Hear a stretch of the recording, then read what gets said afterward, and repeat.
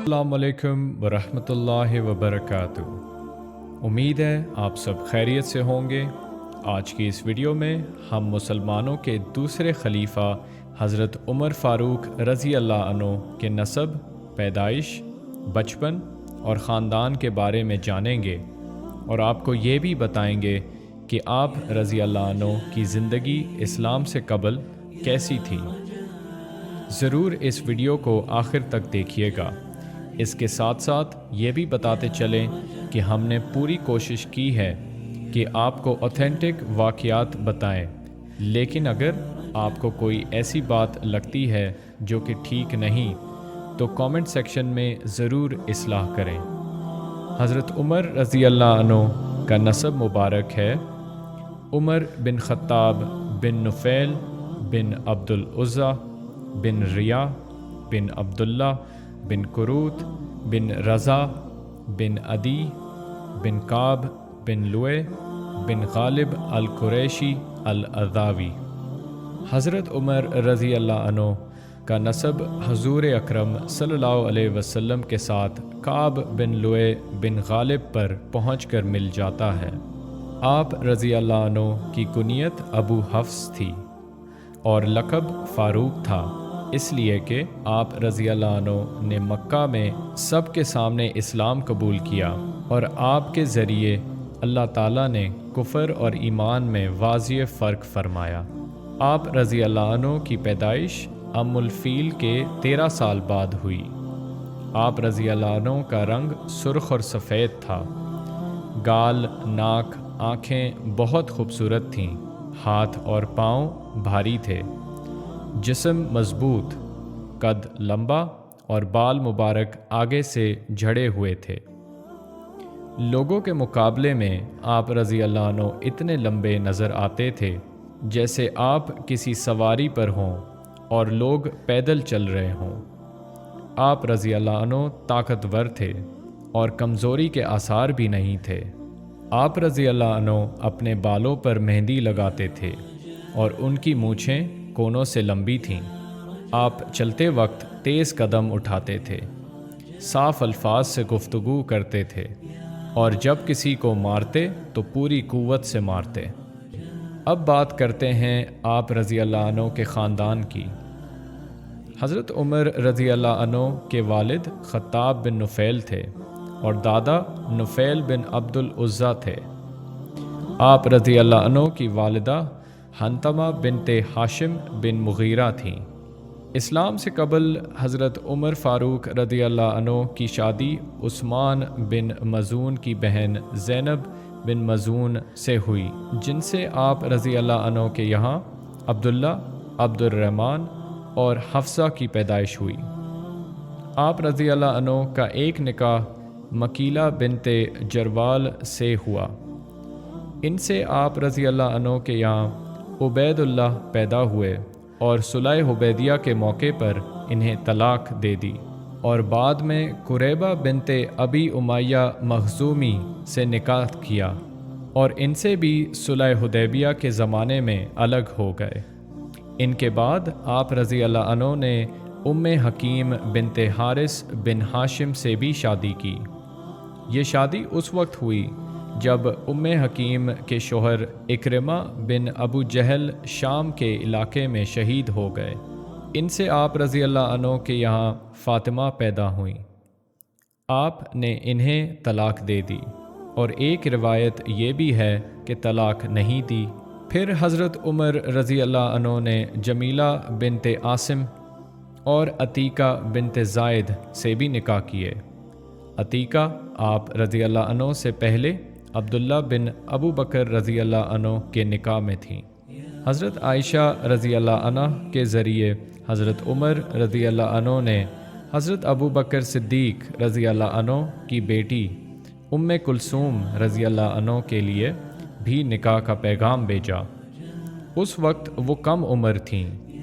ام کلثوم رضی اللہ عنہ نے جواب بھیجا، مجھے شادی کی ضرورت نہیں۔ یہ سن کر حضرت عائشہ رضی اللہ عنہ نے حیرت سے فرمایا، کیا آپ امیر المومنین کا پیغام رد کر رہی ہیں؟ انہوں نے فرمایا، جی، کیونکہ آپ رضی اللہ عنہ مشکل زندگی گزارتے ہیں۔ حضرت عائشہ رضی اللہ عنہ نے اس کا ذکر عمرو بن عاص رضی اللہ عنہ سے کیا، جنہوں نے حضرت عمر رضی اللہ عنہ کو اس شادی سے منع کیا اور فرمایا آپ حضرت فاطمہ رضی اللہ عنہ کی بیٹی ام کلثوم بن علی بن ابو طالب سے نکاح کر لیں، اس طرح آپ کی رشتہ داری رسول اللہ صلی اللہ علیہ وسلم کے مبارک خاندان سے ہو جائے گی۔ حضرت عمر رضی اللہ عنہ نے یہ بات مان لی۔ حضرت علی رضی اللہ عنہ کو ان کی بیٹی کے لیے نکاح کا پیغام بھیجا اور حضرت علی رضی اللہ عنہ نے اپنی بیٹی ام کلثوم کا نکاح حضرت عمر رضی اللہ عنہ سے کروا دیا۔ حضرت عمر رضی اللہ عنہ نے حق مہر میں انہیں 40,000 درہم ادا کیے اور ان سے آپ رضی اللہ عنہ کے گھر زید اور رقیہ کی پیدائش ہوئی۔ پھر حضرت عمر رضی اللہ عنہ نے لوہیہ سے نکاح کیا جن کا تعلق یمن سے تھا، اور ان سے عبد الرحمن رضی اللہ عنہ کی پیدائش ہوئی۔ علامہ وقیدی کے مطابق لوہیہ آپ رضی اللہ عنہ کی ام ولد یعنی باندی تھیں۔ حضرت عمر رضی اللہ عنہ کی ایک اور ام ولد فقیہہ تھیں، جن سے آپ کے گھر سب سے چھوٹی بیٹی زینب پیدا ہوئیں۔ حضرت عمر بن خطاب رضی اللہ عنہ کے 13 بچے تھے، اور پوری زندگی میں آپ رضی اللہ عنہ نے جن عورتوں سے نکاح کیے ان کی تعداد بھی 13 تھی۔ حضرت عمر رضی اللہ عنہ حصول اولاد کے لیے نکاح کرتے تھے۔ آپ فرماتے تھے، جس کا مطلب یہ ہے کہ میں اپنے شوق کے لیے عورتوں سے نکاح نہیں کرتا، حصول اولاد کا مقصد نہ ہو تو مجھے کبھی کسی عورت کو دیکھنے کی پرواہ بھی نہیں، اور حصول اولاد کا مقصد یہ بیان فرماتے کہ ہو سکتا ہے ایسے انسان پیدا ہو جائیں جو اللہ تعالیٰ کی تسبیح کریں۔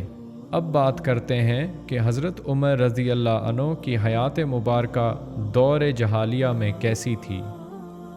حضرت عمر رضی اللہ عنہ نے اپنی آدھی زندگی دور جاہلیہ میں گزاری اور قریش کے دوسرے لوگوں کی طرح بڑے ہوئے۔ پڑھنا لکھنا آپ رضی اللہ عنہ کی خاص خوبی تھی، کیونکہ اس وقت مکہ میں ایسے لوگوں کی تعداد کم تھی۔ کم عمر سے ہی آپ رضی اللہ عنہ پر ذمہ داریاں تھیں اور مشکل حالات میں بڑے ہوئے، جہاں عیش و عشرات اور مال و دولت کا سوچا بھی نہیں جا سکتا تھا۔ بچپن سے ہی آپ کے والد خطاب سختی کے ساتھ ان سے اونٹ چرواتے تھے۔ یہی زندگی کے سخت دن تھے جن سے حضرت عمر رضی اللہ عنہ کی شخصیت پر گہرا اثر ہوا، اور آپ زندگی بھر یہ وقت یاد کرتے تھے۔ محمد بن عمر مخزومی اپنے والد سے روایت بیان کرتے ہیں، ایک دن حضرت عمر رضی اللہ عنہ نے لوگوں کو نماز کے لیے بلایا۔ لوگ جمع ہو گئے اور انہوں نے تکبیر کہی تو آپ رضی اللہ عنہ منبر پر چڑھے، اللہ تعالیٰ کی حمد و ثنا بیان کی، حضور اکرم صلی اللہ علیہ وسلم پر درود و سلام پیش کیا اور فرمانے لگے، لوگوں، میں اپنی خالہ کی بکریوں کی دیکھ بھال کرتا تھا، اس کے بدلے میں وہ مجھے ایک مٹھی کھجور یا خشمش دیتی تھی جو میرے ایک دن کے لیے کافی ہوتی تھی۔ وہ بھی کیا دن تھے! اس میں کوئی شک نہیں کہ اسلام سے قبل ان حالات سے حضرت عمر رضی اللہ عنہ میں صبر، برداشت اور مضبوطی جیسی اچھی خصوصیات آ گئیں۔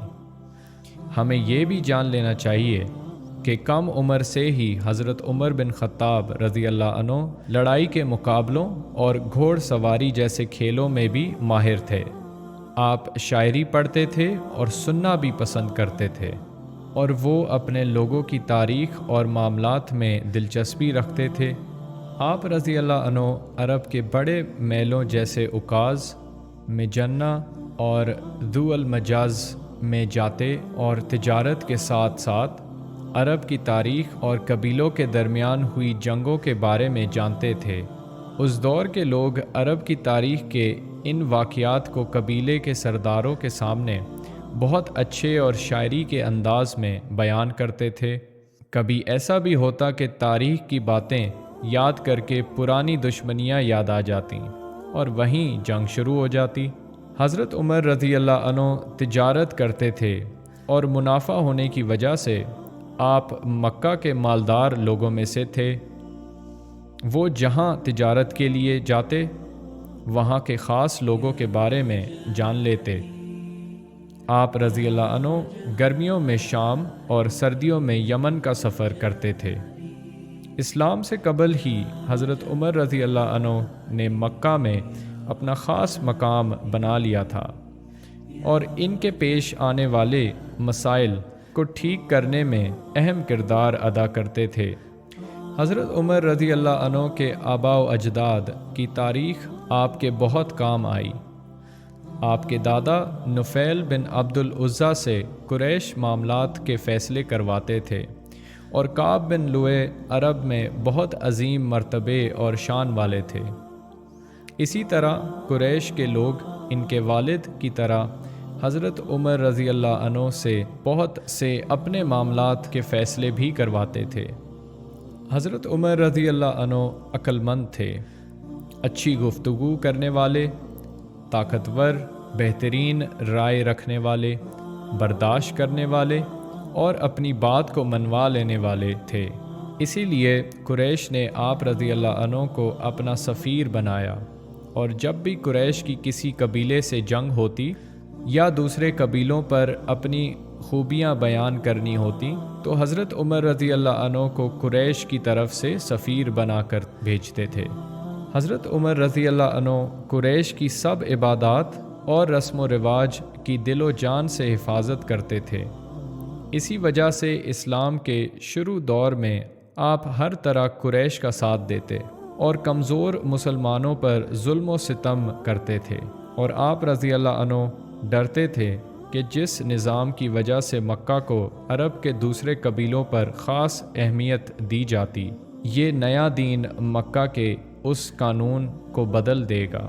ایک موقع پر حضرت عمر رضی اللہ عنہ اپنی مسلمان باندھی کو بہت مارا اور تھک کر رک گئے۔ اس وقت حضرت ابو بکر صدیق رضی اللہ عنہ نے وہاں سے گزرتے ہوئے دیکھا کہ مسلمان باندھی پر ظلم کیا جا رہا ہے۔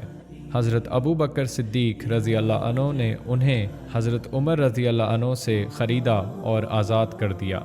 آخر میں اتنا کہیں گے کہ حضرت عمر رضی اللہ عنہ نے اپنی حیات مبارکہ کا کافی وقت دور جہالیہ میں گزارا اور بہت گہرائی سے اس زمانے کو دیکھا، اس کی حقیقت کو سمجھا اور اپنی پوری طاقت سے جہالیہ کے ہر رسم و رواج کی حفاظت کی۔ اسی لیے جب حضرت عمر رضی اللہ عنہ مسلمان ہوئے اور دین اسلام کے خوبصورت احکامات اور حقیقت کو دیکھا تو آپ رضی اللہ عنہ ایمان اور کفر میں واضح فرق سمجھ گئے۔ اس کے ساتھ ویڈیو کا اختتام کرتے ہیں۔ اگر آپ کو ویڈیو پسند آئی تو ضرور لائک اور شیئر کریں تاکہ دوسروں تک بھی سیرت صحابہ کرام رضی اللہ عنہم پہنچے۔ فیوچر میں مزید اصحابہ رسول صلی اللہ علیہ وسلم کے بارے میں جاننے کے لیے ہمارا چینل سبسکرائب کریں۔ شکریہ۔